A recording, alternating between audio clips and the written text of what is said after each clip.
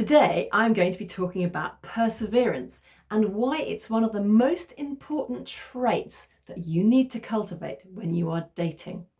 And also, I'm going to be talking about the things to be aware of that can sabotage that all-important trait. Hello, my name is Katharine Gray. Welcome to all our subscribers to this Christian dating coaching YouTube channel. It's really great to have you here today. If you haven't subscribed, click the red button below. It's completely free and will mean you don't miss any of our future videos. Okay, let's get going. One of the key skills to have when you go dating is perseverance. Now, maybe you've heard about people who've met their soulmate incredibly quickly. That's very rare. But for many people, they don't cultivate the skill of perseverance and they give up and they never then reach that wonderful goal of finding a loving partner to be with for the rest of their lives. There are many reasons why people give up, and I'm going to go through some of them with you today to help you ensure that you cultivate that all-important trait of perseverance.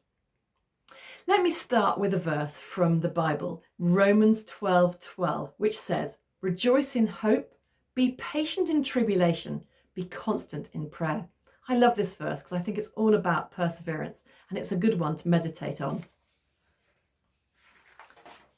Dating is hard. It's so easy to give up.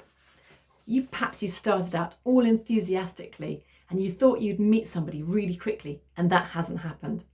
So it's very tempting to give up and to think it's obviously not meant to be for you. But that's definitely not the case. If you're feeling like that, then now is the time to gird your loins, to read your Bible and take heart from the many stories of God's people who had to keep waiting for God to come through for them. God always does come through if we let him, and the one thing we must do is not give up. This is the single most fatal thing you can do in dating, is to give up. And if you do that, it becomes a self-fulfilling prophecy of you not meeting anybody.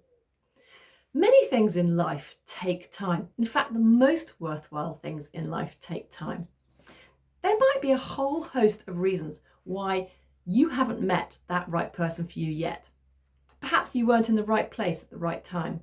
Perhaps the right person hasn't come into your sphere of life yet. Perhaps God has work to do in your life or in the life of the person that's going to be right for you. Perhaps the timing isn't right.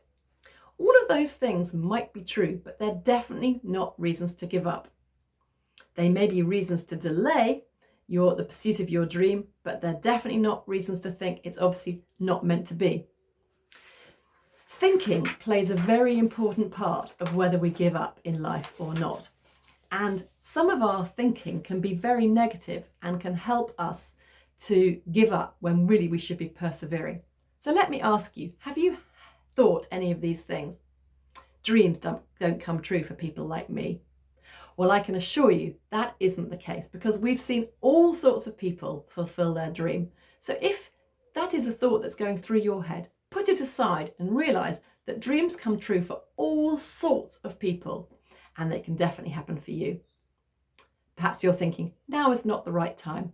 We've got another video on timing and whether this is the right time for you and how to ascertain whether you should be dating now, really proactively. So it'd be worth having a look to find that video. It's called The Wheel of Life and Planning. But just because it's not happening for you doesn't mean it's not the right time. So be careful of that negative thinking that can stop you from persevering.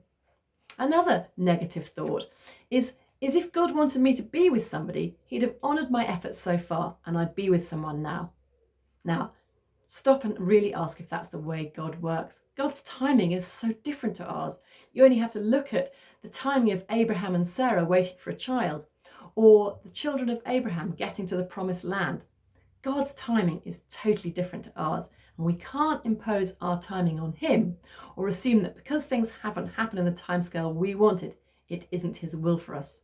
Again, that sort of thinking chips away at our resolve, and it's not helpful, and it'll increase the chances of your giving up. So keep your goal in mind. Don't let yourself give up. If you think dating is hard, I want you to think about climbing Everest.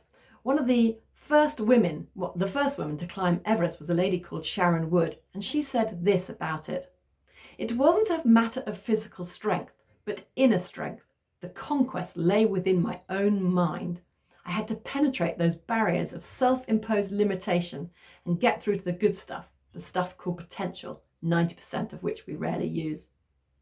For some, persevering to find the right relationship might be as hard as climbing Everest. It'll certainly require the thinking that Sharon writes about. But remember, with God, nothing is impossible.